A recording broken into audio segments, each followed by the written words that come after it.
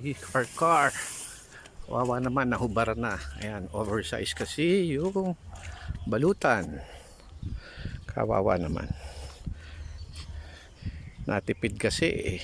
Ayan, useless. Ayan po, ako'y katatapos lang magsimba. Lalakad na po ako pa uwi sa amin. Walking distance lang po ang chapel.